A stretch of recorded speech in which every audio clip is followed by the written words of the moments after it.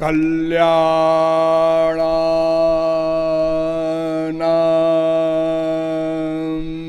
निधानं कलिमलमथनं पावनं पावनानां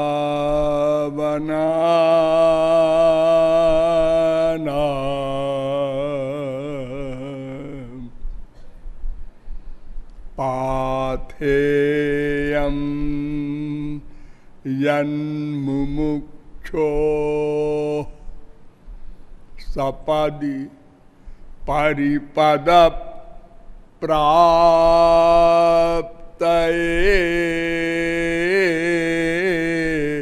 प्रस्थितस्य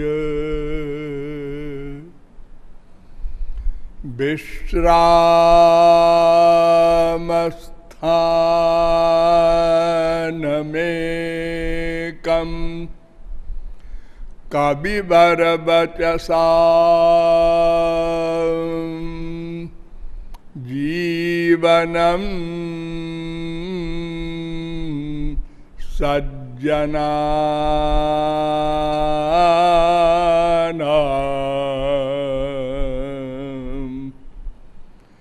बीजं धर्मद्रुमस्य प्रभवतु भवतां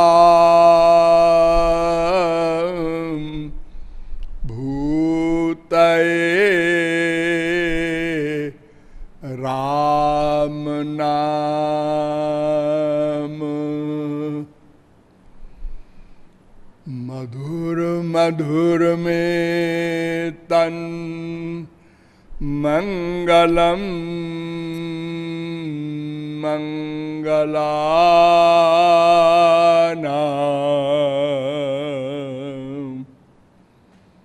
सकल निगम बल्ली सत्फलम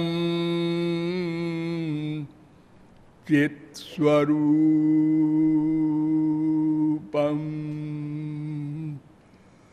सकृदपि परिगीतं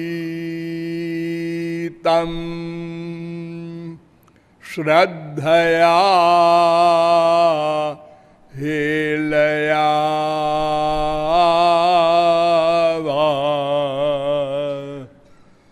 भृगुबर नरमात्रं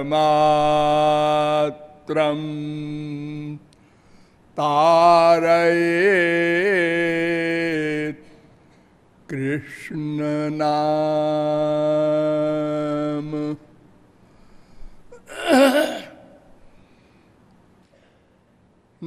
नमः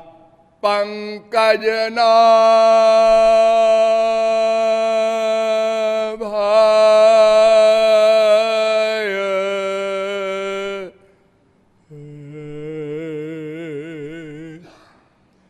नमः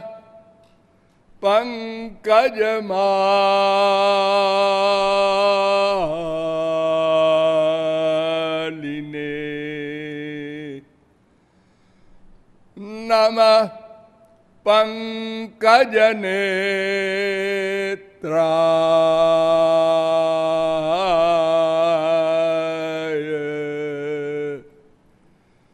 नमस्ते पंकजांघ्रये।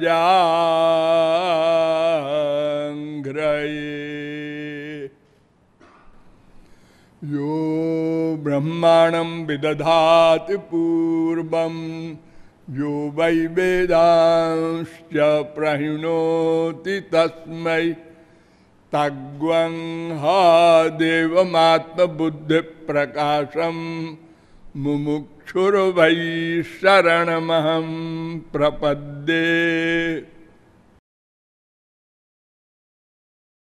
योगीन्द्र मुनीन्द्र बंद नंद नंदन पादार बिंद मकरंद मिलिंद महानुभाव। थोड़ी देर हरि नाम संकीर्तन कर लीजिए, पश्चात विषय प्रारंभ होगा। भजो गिरिधर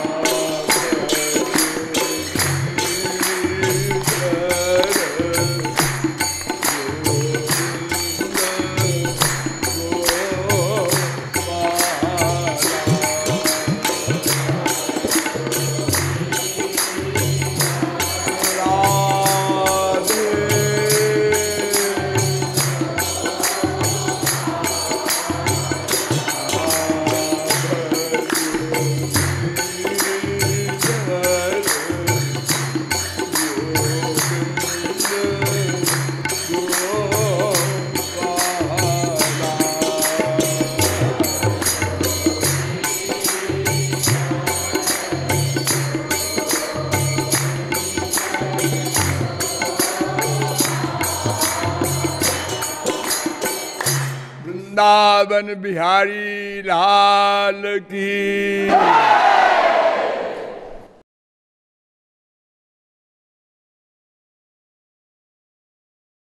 एक विनोद की बात बताएं।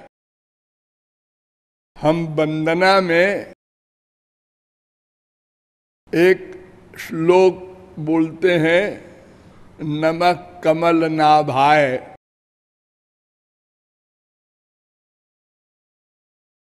और कभी कभी बोलते हैं नमः पंकज नाभाए। और कभी कभी बोलते हैं कमल नेत्राय। तो बहुत से विद्वानों ने हमसे प्रश्न किया कि आप बदल देते हैं मंत्रों के शब्दों को अपनी इच्छा से। ये तो अच्छी बात नहीं है। जो भगवान की वाणी या शास्त्र की वाणी में है वैसा ही बोलना चाहिए आपको। तो मैं वैसा ही बोलता हूं।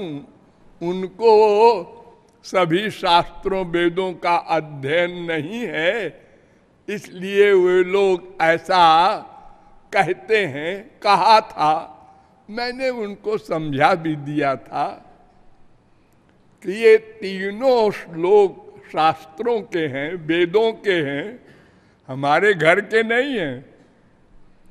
ये नमः कमल नाभाए जो हम प्रायः बोलते हैं, ये भागवत का श्लोक है। आप लोग नोट कर लें और देख लें। रोज तो भागवत सुनाते हैं आप लोग, 4, 30, 25 ये नमक कमल नाभाय का नंबर है, और नमः पंकज नाभाय का नंबर है 1, 8, 22 भागवत। और नमः कमल नेत्राय ये वेद का मंत्र है, गोपाल तापनीयोपनिषद का 36वां मंत्र है ये। तो आप लोग उसे ग्रंथों में देख लेंगे। और अगर हम कुछ अपनी ओर से कह देते हैं तो कोई बुरी बात तो नहीं कहते, भगवान को ही तो नमस्कार कर रहे हैं। अस्तु, मैं कौन मेरा कौन, इस प्रश्न के उत्तर में अब तक आप लोगों को बताया कि ब्रह्म जीव माया ये 3 तत्व अनाद्यनंत नित्य हैं। इनमें हम लोग जीव नाम से व्यवहृत किए गए हैं। अतएव हमारे अतिरिक्त 2 तत्व बचते हैं, एक ब्रह्म, एक माया। तो मैं जीव हूं, बोलने में इतना उत्तर पर्याप्त है। और मेरा इस विषय में या तो ब्रह्म मेरा होगा, भगवान मेरा होगा, या तो ये माइक जगत मेरा होगा।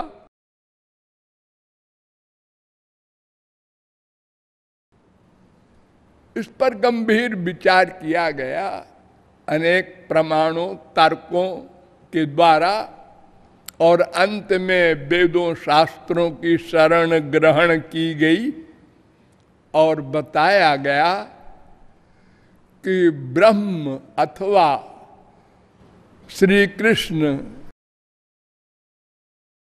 हमारा अंशी है, हमारा शक्तिमान है, हम उसकी शक्ति हैं और तटस्थ शक्ति हैं। और भगवान की भांति हम भी चेतन हैं, नित्य हैं। इस विषय में भगवान से हमारा अभेद है, किंतु अनेक विषयों में भेद भी है, जिसे मैंने वेदों के द्वारा, शास्त्रों के द्वारा, वेदांत के द्वारा विस्तार से बताया था। वेद व्यास ने विस्तार पूर्वक अपने वेदांत में इसका निरूपण किया है कि ब्रह्म से जीव का बहुत भेद है। जैसे भेद व्यपदेशात 1, 3, 4, भेद व्यपदेशाच 1, 1, 18, भेद व्यपदेशाचान्य 1, 1, 22, उभयेपि भेदे नैन मधीयते 1, 2, 21, संभोग प्राप्ति रीति चेन्न वैशेष्यात् 1, 2, 8, उभय व्यपदेशात् वही कुंडलवत 3, 2, 26, प्रकाशाश्रयवद्वा तेजस्वात् 3, 2, 27, सुषुप्त्युत्क्रांत्योर भेदेन 1, 3, 43, पत्यादि शब्देभ्य 1, 3, 44, अधिकोपदेशात् 3, 4, 8, स्थित्यदनाभ्याम च 1, 3, 6, अधिकंतु भेद निर्देशात 2:1:22 अस्मादिवच्च तदनुपपत्ति 2:1:23 4:4:17 ये सब भेद के वेदांत सूत्र हैं। जगत व्यापार वर्जम 4:4:21 भोग मात्र साम्य लिंगाच, अर्थात जीवात्मा परमात्मा में बहुत से बड़े बड़े भेद हैं। वो सर्वशक्तिमान है, हम अल्प शक्तिमान हैं। वो मायाधीश है, हम मायाधीन हैं। वो सर्वव्यापक है, हम अणु हैं। वो विभू है, वो सर्वज्ञ है, हम अल्पज्ञ हैं। वो हमारे हृदय में है, हम भी उसी हृदय में हैं, किंतु हम कर्ता, दृष्टा, भोक्ता, स्पृष्टा, रसयिता इत्यादि है। वो केवल दृष्टा, कर्म फल दाता है। इत्यादि बहुत से भेद हैं। और हम उसके दास, नित्य दास। किंतु अनादिकाल से मायाधीन होने के कारण हम उससे विमुख हैं। ध्यान दो, भयम द्वितीयाभिनिवेशतस्याधीशा दपे तस्य विपर्ययो स्मृति तन्मायया तो बुध आभजेत तम भक्त्यैकयेशम गुरुदेवतात्मा। 11:2:37 भागवत। बहुत ही इंपॉर्टेंट एक कोटेशन है। अनादिकाल से मायाबद्ध होने के कारण एक दिन मायाधीन हुए ऐसा नहीं, सदा से मायाधीन थे।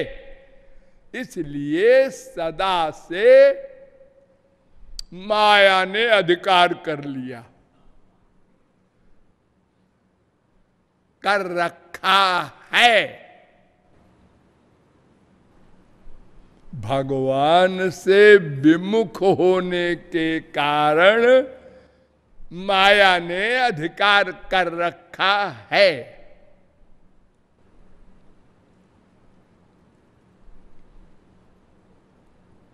तो क्या करें ये बताएंगे, क्या करें, लेकिन रीजन बता रहे हैं कि विमुख होने के कारण माया ने अधिकार कर रखा है।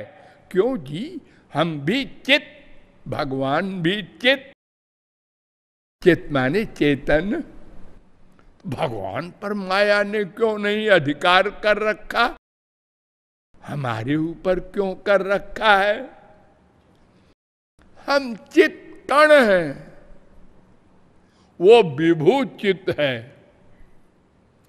सूर्य के ऊपर अंधकार अधिकार नहीं कर सकता, लेकिन छोटी चमक वाला सोना, चांदी, तांबा, इस पर अंधकार कब्जा कर लेता है। हम अणुचित हैं, वो विभूचित है। प्लस वो माया शक्ति का शक्तिमान है और हम भगवान की शक्ति है, माया के शक्तिमान नहीं है।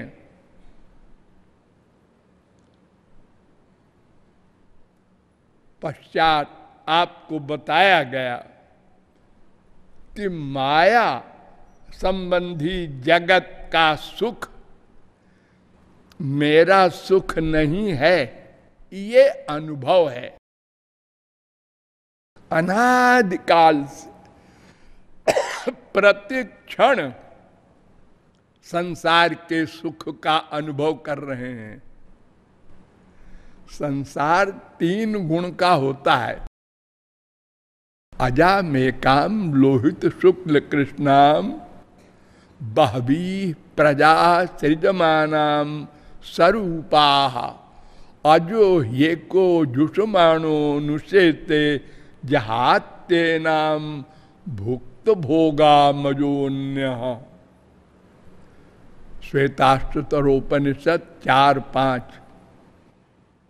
नारायण पूर्व तापनीयोपनिषद का 5वां मंत्र भी है ये। यानी एक सात्विक माया होती है, एक राजस माया, एक तामस माया। तो सात्विक जो माया है उसका बहुत बड़ा सुख होता है।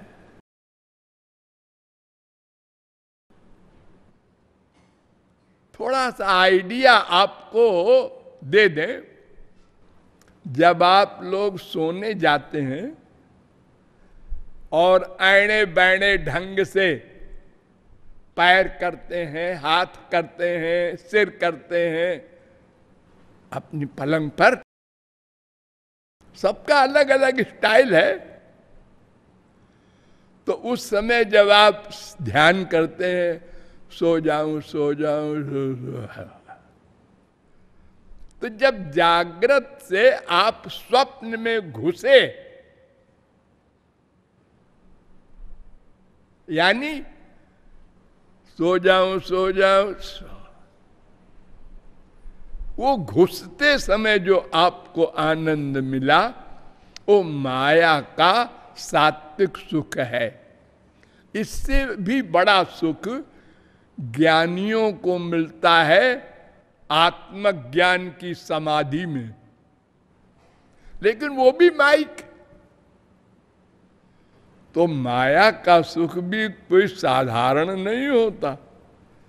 अगर आत्मज्ञानियों वाला सुख आपको मिल जाए कभी, तो आप कहेंगे हो गया, मिल गया भगवान का सुख, अब कुछ नहीं चाहिए। लेकिन वो भी सात्विक सुख है। सात्विकम सुख मात्मोत्थम, भागवत।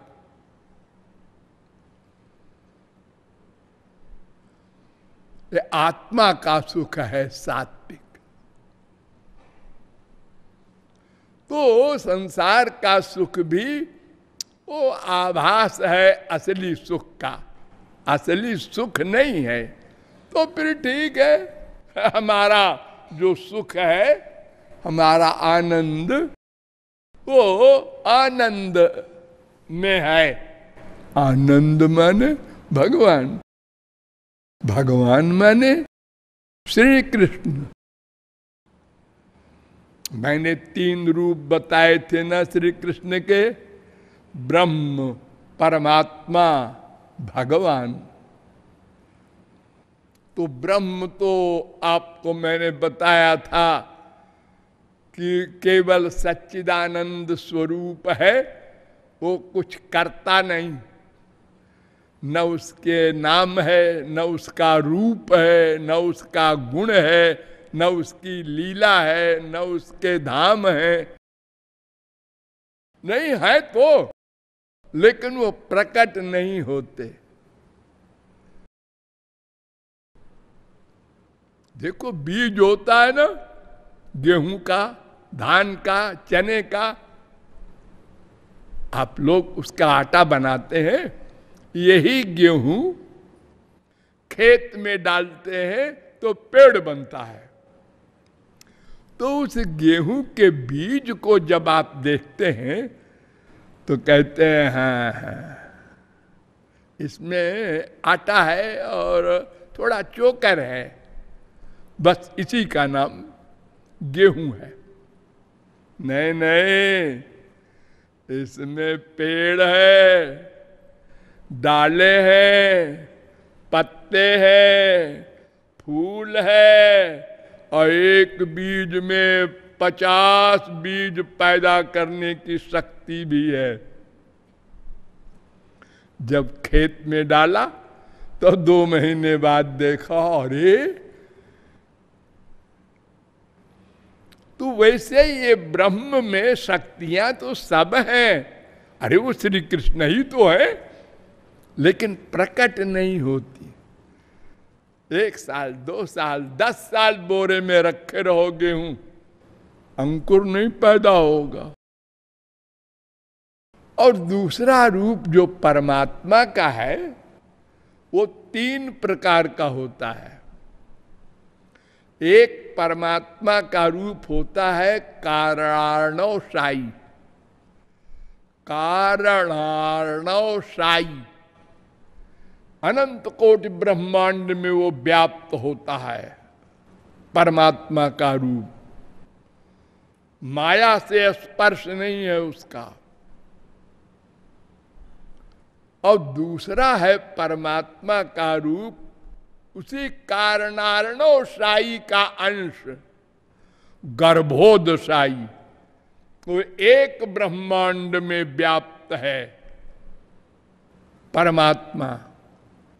और तीसरा उसी का रूप है क्षीरोदशाई, वो सबके हृदय में रहता है।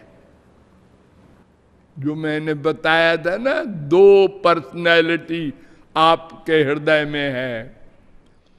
और द्वितीय जो क्षीरोदशाई के ऊपर है गर्भोदशाई, उसी के अंश है ब्रह्मा विष्णु शंकर।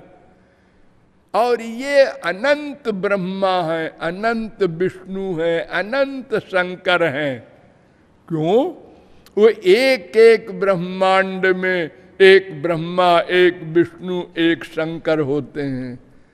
जैसे हमारे भारत में एक एक प्रांत में एक एक राज्यपाल होता है, गवर्नर, ऐसे ही 3-3 गवर्नर होते हैं एक एक ब्रह्मांड में। और असंख्य ब्रह्मांड हैं।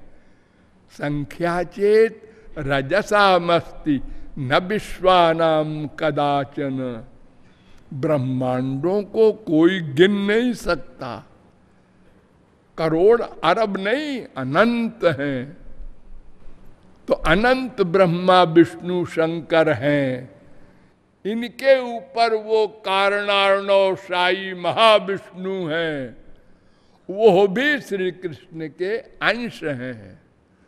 जस्यैकनिश्वसित कालमथावलंब्य जीवंत लोम बिलजा जगदंडनाथा विष्णुर्महान सह्यजस्य कला विशेषो गोविंदमादि पुरुषम तमहम भजामि। ब्रह्मा ने अपनी ब्रह्म संहिता में कहा था 5:48। तो उन भगवान श्री कृष्ण के बारे में बहुत कुछ बताया गया, क्या क्या उनमें गुण है, क्या क्या शक्तियां हैं। हो केवल एक दिग्दर्शन, जहां तक शब्द जा सकता है वहां तक आपको बता दिया। फिर मैंने बताया कि उस भगवान रूपी आनंद को पाने के लिए उसको जानना होगा। जब जानने का प्रश्न आया और वेदों के पास गए तो उन्होंने जवाब दे दिया। कोई नहीं जान सकता। खबरदार, जानने की जुर्रत न करना, मर जाओगे। जब गहरा पानी होता है, कोई तैरना नहीं जानता, तो लोग कहते हैं ए आगे नहीं जाना, डूब जाओगे।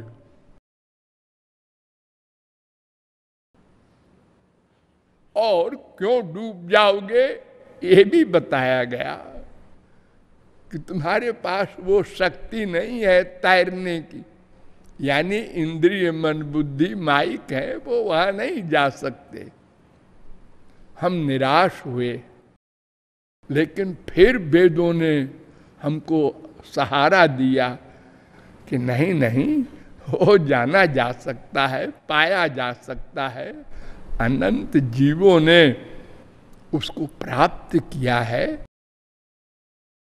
तदर्थ उसकी कृपा अपेक्षित है। वो जिस पर कृपा करके अपनी इंद्रिय मन बुद्धि की पावर दे देता है, वो जीव उन भगवान को देख सकता है, सुन सकता है, सूंघ सकता है, रस ले सकता है, स्पर्श कर सकता है, ध्यान कर सकता है, जान सकता है। इसके पहले कुछ नहीं। तो ध्यान करना भी नहीं। नहीं, अरे क्या है का ध्यान करोगे? मन जहां तक जाएगा वो सब माइक होगा।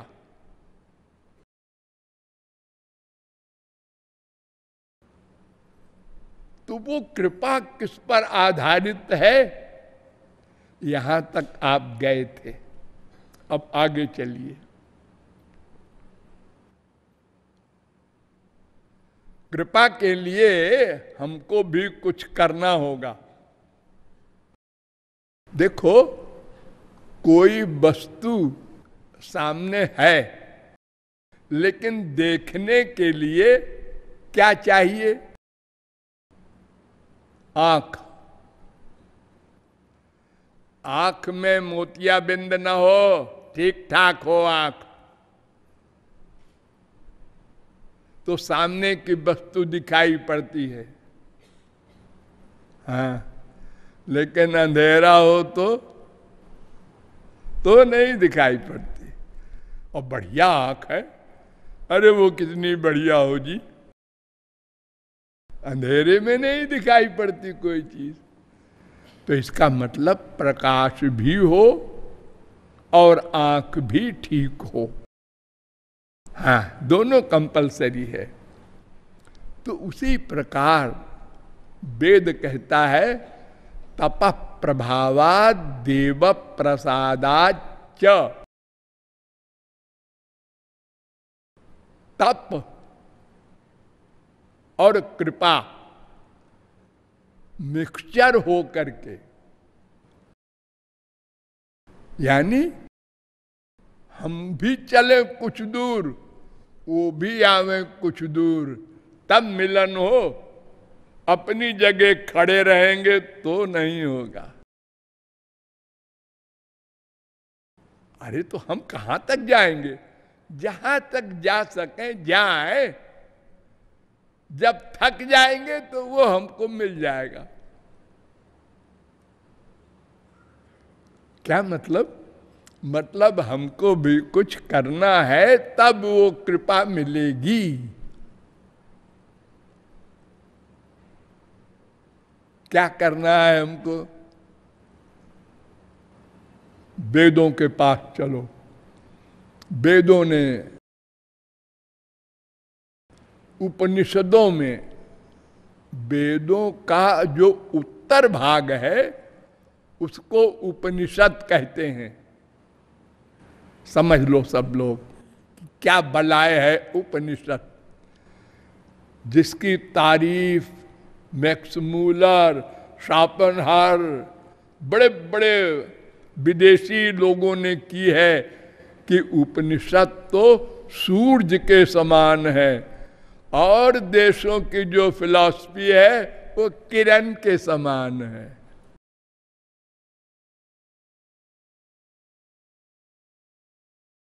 तो उपनिषद वेदों का उत्तर भाग है, उसका सार।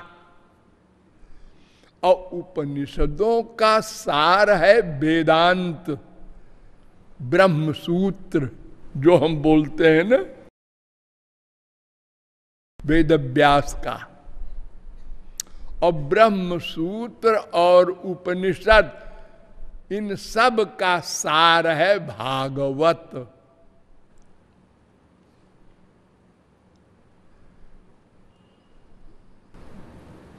गरुड़ पुराण में कहा गया है,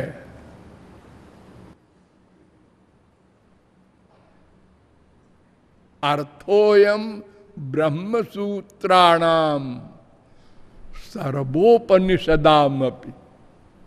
हमसे लोगों ने कहा कि सब जगत गुरुओं ने वेदांत पर भाष्य लिखा है। शंकराचार्य ने शुरू किया पहले।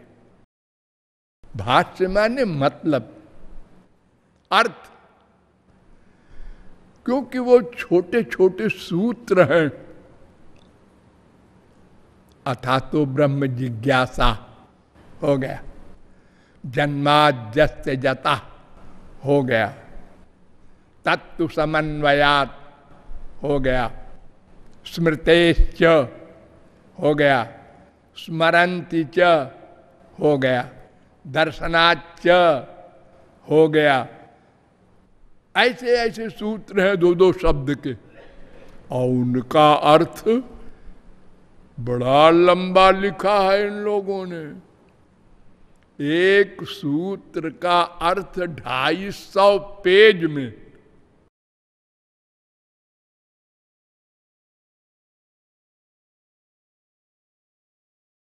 इतना कौन पढ़े, कौन समझे। तो इसका जो अर्थ है सब जगत गुरुओं ने लिखा है। थोड़ा थोड़ा अंतर है, खाली शंकराचार्य से बहुत ज्यादा अंतर है, उल्टा है बिल्कुल।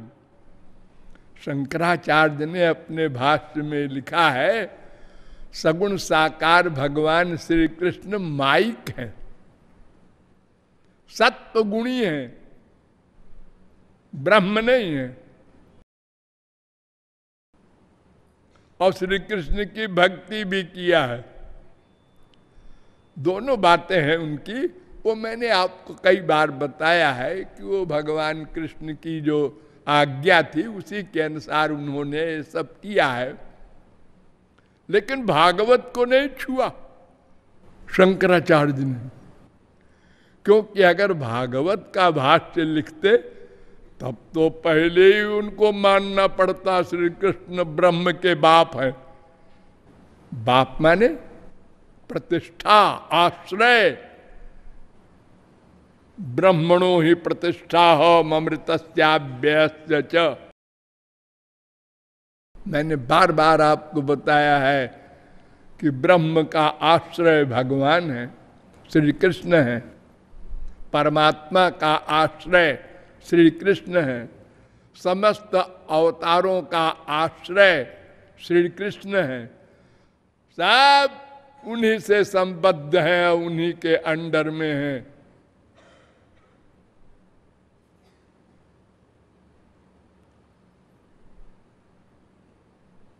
तो मैंने कहा, जब वेद व्यास ने स्वयं लिखा है गरुड़ पुराण में, सब लोग ध्यान से समझो, अर्थोयम ब्रह्म सूत्राणाम, मेरे ब्रह्म सूत्र वेदांत का अर्थ मैंने स्वयं लिख दिया 18,000 श्लोक में भागवत में।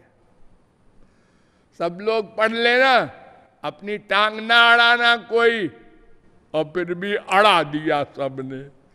शंकराचार्य ने भी टांग अड़ाया, रामानुजाचार्य ने भी निम्बारकाचार्य ने भी, माध्वाचार्य सब ने भाष्य लिखा, महाप्रभु जी ने नहीं लिखा। उन्होंने कहा अरे जब स्वयं वेद व्यास कह रहे हैं भगवान के अवतार कि मैंने भाष्य लिख दिया, भागवत ये भाष्य है असली मेरे वेदांत का, तो फिर मैं क्यों लिखूं? अगर मैं कुछ अलग लिखूंगा तो इसका मतलब ये कि मैं वेद व्यास के खिलाफ हूं, और अगर खिलाफ हूं तो फिर मैं ब्रह्म सूत्र का अर्थ नहीं लिख रहा हूं, नहीं जान रहा हूं। अरे भाई, जैसे मान लो हम यहां बैठे बैठे ऐसे ताली बजा दें, अब आप लोग मेरी ताली का मतलब निकालें, क्यों ताली बजाया? लेकिन मैंने क्यों बजाया इसको तो मैं जानता हूं। अगर मैं बता दूं कि मैंने ताली क्यों बजाया तो सब समझ लेंगे, हाँ आप समझ में आया क्यों बजाया। ऐसे पहले कैसेट ये लोग रिकॉर्ड करते थे तो कहते थे महाराज जी हमारा कैसेट खत्म हो जाएगा तो हम ऐसे हाथ उठा देंगे, तो आप तो थोड़ी देर रुक जाइएगा, यानी कुछ गोली वोली निकालिए, कुछ यो कीजिए, तब तक मैं कैसेट बदल लूं। तो हमको वैसे मानना पड़ता था, नहीं तो वो 4-5 वाक्य उनके टेप में आएंगे नहीं। और ये फिलॉसफी तो ऐसा सब्जेक्ट है, एक शब्द भी गड़बड़ कर दो तो सब उल्टा हो जाएगा। हाँ? अब देखो ना, एक शब्द ही की तो बात है कि एक कहता है ब्रह्म निराकार ही होता है, बस लड़ाई हो गई। ब्रह्म साकार ही होता है, अब असल में क्या है, ही न कहो भी कह दो, बस झगड़ा खत्म। ब्रह्म निराकार भी होता है, ब्रह्म साकार भी होता है।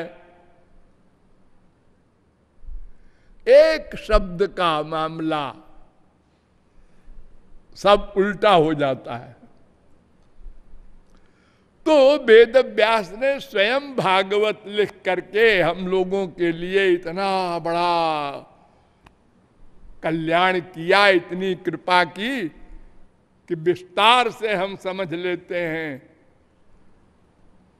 अन्यथा हम एक शब्द का अर्थ और फिर आपको बताए, आप हंसेंगे, वेदांत के सूत्रों में एक ही शब्द कई कई बार आया है। जैसे स्मरन्ति च, ये दूसरे अध्याय में भी एक सूत्र का है ये शब्द स्मरन्ति च। तीसरे अध्याय में भी एक सूत्र है स्मरन्ति च। चौथे अध्याय में भी एक सूत्र है स्मरन्ति च। दूसरा बताए स्मृतेश्च, ये स्मरन्ति च स्मृतेश्च माने क्या होता है? स्मृति भी कहती है, माने गीता भी कहती है। स्मृति माने गीता। तो पहले अध्याय में भी स्मृतेश्च है, चौथे अध्याय में भी स्मृतेश्च है। और बताऊं, अपिचा स्मर्जते, इसका अर्थ भी है कि गीता में लिखा है। ये 4 बार आया है। पहले अध्याय में, दूसरे अध्याय में और तीसरे अध्याय में 2 बार आया। दर्शनाच 5 बार आया है। दर्शनाच माने क्या होता है? वेद कहता है। तीसरे अध्याय में 4 बार आया है और चौथे अध्याय में 1 बार आया है। दर्शनाच दर्शनाच, बस। लेकिन अर्थ सब अलग अलग है।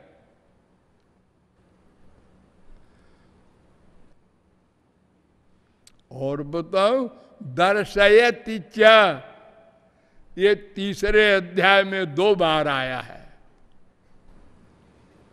तो इसको समझना है, ये मनुष्य के लिए असंभव। तो उन्होंने भागवत की रचना कर दी कि सब लोग अपने आप समझ लेंगे। तो भगवान की कृपा को पाने के लिए 3 मार्ग बताए गए। 3 मार्ग। मार्ग का निश्चय करना हो तो उसमें 5 शर्तें होती हैं। ध्यान से समझो। जिसके बिना लक्ष्य न मिले, नंबर 1 शर्त। जिसके बिना लक्ष्य न मिले,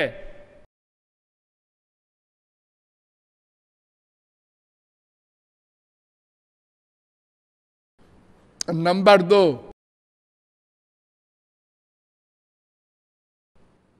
जिससे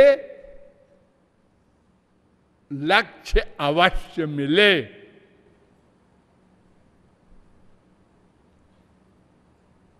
नंबर 3, वो मार्ग ऐसा हो जो सबके लिए हो। किसी किसी के लिए होगा तो बाकी क्या करेंगे? और वो मार्ग ऐसा हो जो सदा के लिए उसका फल मिले। कुछ दिन के लिए मिल गया है तो सुख संसार में भी मिल रहा है हमको। अर्थात जिससे लक्ष्य मिले अन्वय, जिसके बिना लक्ष्य न मिले व्यतिरेक, और जिसको किसी अन्य की अपेक्षा न हो, ये नंबर 3। और जो सबके लिए हो, नंबर 4।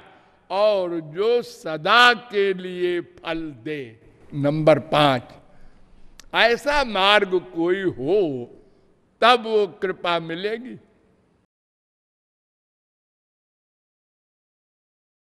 हाँ, तो मार्ग तो 3 होते हैं बस, चौथा मार्ग हो ही नहीं सकता। क्यों? क्योंकि हम सच्चिदानंद ब्रह्म श्री कृष्ण के अंश हैं, तो हम भी सच्चित आनंद का व्यवहार कर सकते हैं। सत माने कर्म, चित माने ज्ञान, आनंद माने प्रेम। यही हम करते हैं संसार में। अरे गलत जगह करते हैं, लेकिन यही तो करते हैं। एक तो कर्म करते हैं,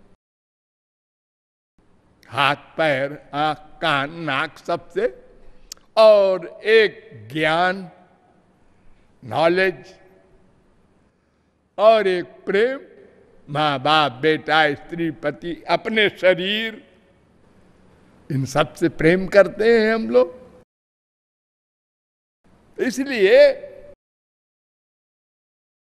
3 ही मार्ग हो सकते हैं। वेद में भी यही 3 मार्ग हैं। 80,000 वेद की ऋचाएं कर्म की, 16,000 उपासना की, 4,000 ज्ञान की, कुल 1,00,000 वेद मंत्र हैं। इसलिए 3 ही मार्ग वेद व्यास ने भी बताए।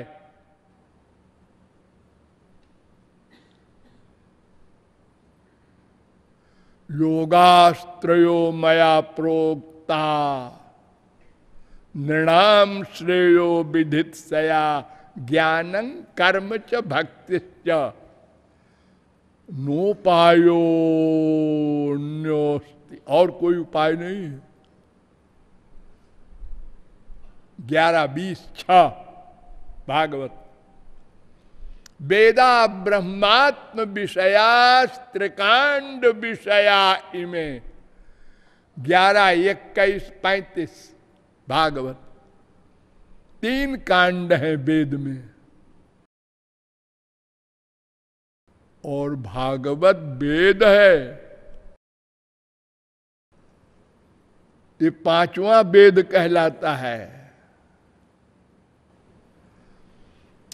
अस्य महतो भूतस्य निश्वसित में तद ऋग्वेदो यजुर्वेदः अथर्ववेदः सामवेदोर्थांगिरस इतिहास पुराणम।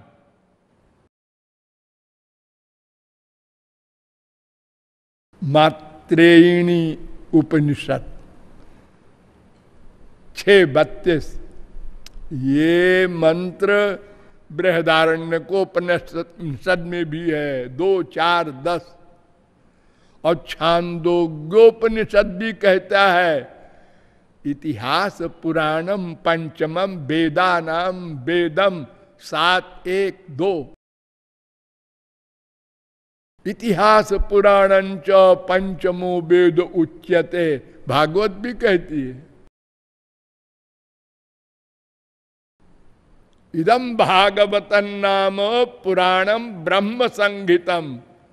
वेद के है स्वरूप में 5वां वेद। इसमें भी 3 मार्ग बताए गए। कर्म, ज्ञान, भक्ति। चौथा कोई मार्ग नहीं। मैंने बार बार आप लोगों को बताया है कि वेद ऐसा ग्रंथ है जिसे कोई पढ़कर नहीं समझ सकता। इसीलिए वेद में कहा गया तद विज्ञानार्थम सा गुरुमेवाभिगच्छेत समित्पाणि श्रोत्रियम ब्रह्मनिष्ठम। मुंडकोपनिषद 1-2-12। वेद के अर्थ जानने के लिए सिद्ध महापुरुष जिसने भगवान को प्राप्त किया हो उसके पास जाओ। वो तुमको संक्षेप में बता देगा वेद में क्या लिखा है। तुम पढ़ोगे तो अनंत पारम गंभीरम दुर्विगाह्यम समुद्रवत। 11:21-36। समुद्र के समान डूब जाओगे। क्यों? वेदस्य चेश्वरात्मत्वा तत्र मुह्यन्ति सूरयः। 11:3-43। ये वेद भगवान का स्वरूप है। जैसे भगवान बुद्धि से परे है ऐसे वेद भी बुद्धि से परे है। क्यों? परोक्षवादो वेदोयम। 11:3-44। परोक्षवाद है वेद। परोक्षवाद माने क्या? शब्द कुछ अर्थ कुछ। शब्द लिखा है जीव, अर्थ है ब्रह्म। शब्द लिखा है आत्मा, अर्थ है ब्रह्म। शब्द लिखा है आकाश, अर्थ है ब्रह्म। हम तो आकाश इसी को समझते हैं, ये जो पंचमहाभूत वाला है।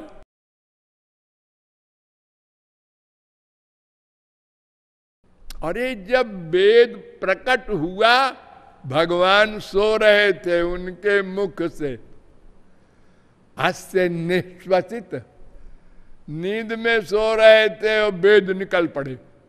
भगवान ने लिखा उखा नहीं है वेद। वो सनातन है। जैसे भगवान सनातन ऐसे वेद भी। तो नाभि से ब्रह्मा निकला, मुख से वेद निकले, तो ब्रह्मा ने आंख खोला, ये क्या है? वेद है। भगवान ने आकाशवाणी की, ये मेरे कानून है, इसको अपने बनाए हुए संसार में रखना, जीवों के लिए, मेरे बच्चों के लिए। जैसे हर गवर्नमेंट के कानून होते हैं अपने ना, ऐसे ही। लेकिन पहले तुम समझ लो। नहीं, क्या समझाओगे अपने बच्चों को? नहीं समझ सका ब्रह्मा। तेने ब्रह्म हृदय आदि कवये मुह्यंत यत सूरया। प्रारंभ में ही भागवत के लिखा है, तब भगवान ने अपनी योग माया की शक्ति से ब्रह्मा के हृदय में वेद का अर्थ प्रकट किया। तब ब्रह्मा ने समझा वेद का अर्थ। फिर उन्होंने अपने शिष्यों को, अपने बच्चों को, सनकादिक वगैरह को फिर बताया। एक के बाद एक, एक के बाद एक से सुन सुन करके वेद का ज्ञान हुआ। इसीलिए वेद का दूसरा नाम है श्रुति। श्रुति माने सुन सुन के, कोई बुक नहीं।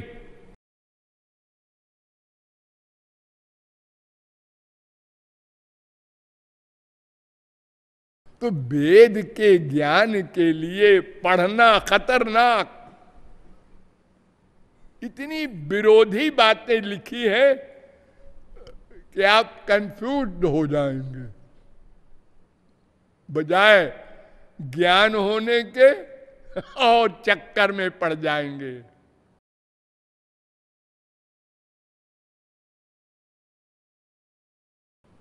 इसीलिए वेद बार बार कहता है,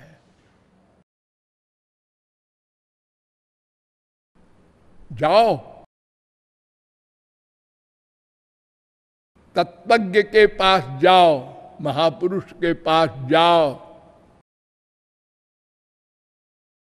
और उनसे वेद का ज्ञान प्राप्त करो। भागवत का भी ज्ञान नहीं प्राप्त कर सकते, अरे रामायण का भी नहीं कर सकते, गीता का भी नहीं कर सकते। सारी दुनिया में गीता का हर भाषा में अनुवाद है, लेकिन गीता को पढ़कर अर्जुन बना कोई? कितने लोग बने? जिसको देखो टीका लिख रहा है गीता पे। अरे पहले समझो तो कि टीका ही लिखने लग गए। बड़े बड़े घोर संसारी पॉलिटिशियन टीका लिख रहे हैं, किसी पंडित से लिखवा के अपने नाम छपवा रहे हैं। अरे इससे नहीं ज्ञान होता है, ये थियरी का ज्ञान नहीं काम देगा, ये तो प्रैक्टिकल है गीता। इसीलिए गीता सुनाने के लिए भी शर्त है, इदंते ना तपस्काय ना भक्ताय कदाचन। अर्जुन, जो भक्त न हो मेरा, जो तपस्वी न हो, जो पूर्ण श्रद्धालु न हो, उसे गीता न सुनाना, वरना वो कहेगा क्यों जी तुम्हारे भगवान तो अपनी बड़ी तारीफ करते हैं, मैं भगवान हूं, मुझसे संसार बना है, मैं सब कुछ करता हूं, मैं। अरे ऐसा नहीं कहना चाहिए उनको। बड़े लोग तो कहते हैं मैं कुछ टूटे फूटे शब्दों में आपके सामने विनम्र निवेदन कर रहा हूं। ये तुम्हारे भगवान कई कई अध्याय में मैं सब कुछ हूं, मुझसे आगे कुछ नहीं है, यूं बोलेगा। रामायण में देखो क्या लिखा है, जे श्रद्धा संबल रहित नहीं संतन को साथ, तिन कह मानस आगम अति जिनहि न प्रिय रघुनाथ। श्रद्धा भी हो और संत प्रैक्टिकल महापुरुष का साथ हो। नंबर 3, रघुनाथ जी प्यारे लगे कामी नारी प्यारे जी में, वो रामायण समझ सकता है, अन्यथा वो ऐसा ऐसा अर्थ लगाएगा रामायण का कि सुन के लोग विभोर हो जाए, पागल हो जाए। मैं एक वानगी बताऊं,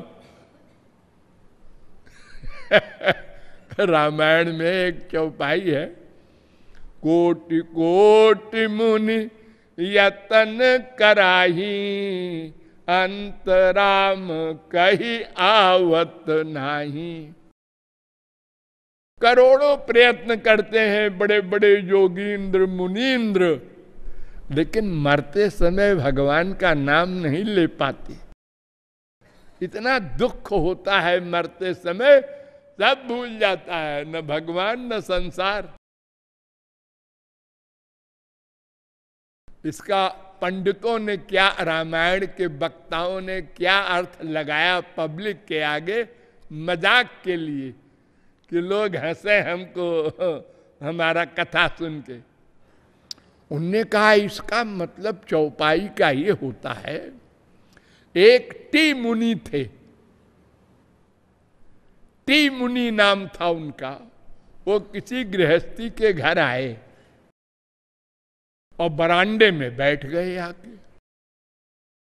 वो बाहर गए थे, गृहस्थी लौट के आए तो देखा बाबा जी हमारे बरांडे में बैठे हैं।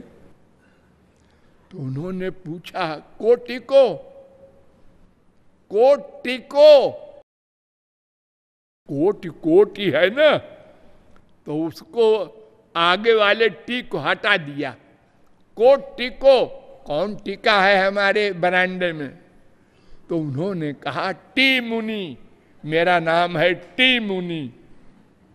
कोटि कोटि मुनि। तो उन्होंने कहा यतन और कहीं जाओ भाई, हमारे यहां जगह नहीं है। तो टी मुनि ने कहा कराही, कराही लाओ, पूड़ी बनाने की बात करो, जाने वाले नहीं है हम। कोटि कोटि मुनि यतन कराही। तो गृहस्थी ने कहा अंत और कहीं जाओ कराही मांगो। तो वो कहता है टी मुनि राम कहो मैं जाने वाला नहीं हूं। तो गृहस्थी ने कहा आवत, फिर मैं आ रहा हूं, तुम्हारी पिटाई कर दूंगा। तो टी मुनि ने कहा नहीं नहीं, मारो मत हमको, हम जा रहे हैं। ये अर्थ है। पब्लिक हंस रही है, पंडित जी खूब हंसाते हैं, बड़ा आनंद आया आज कथा में। तो ये सब नहीं चलेगा। शास्त्रों वेदों के जैसे हमारे संसार में देखो, लॉ पढ़ने के लिए LLB के लिए ग्रेजुएट होना आवश्यक है, ऐसे ही हर ग्रंथ पढ़ने का अधिकारी होता है। फिर भी वो समझेगा नहीं जब तक गुरु न समझा दे। इतने लंबे और इतने विरोधाभास से युक्त है सब ग्रंथ। ये भी लिखा है, ये भी लिखा है, क्या सही है? कौन समझाएगा?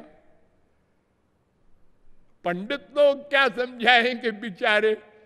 हाँ, वो तो रोजी रोटी के लिए कथा कहते हैं। महापुरुष कहीं मिल जाए वो समझा सकता है, तब तत्व ज्ञान होगा दृढ़। तो कर्म ज्ञान भक्ति ये 3 मार्ग हैं। अब एक एक मार्ग पर विचार करना होगा कि कर्म किसे कहते हैं, उससे क्या मिलेगा फल, और वो 5 लक्षणों में घटित होता है कि नहीं, ये सब कल प्रारंभ होगा। बोलिए लाडली लाल की।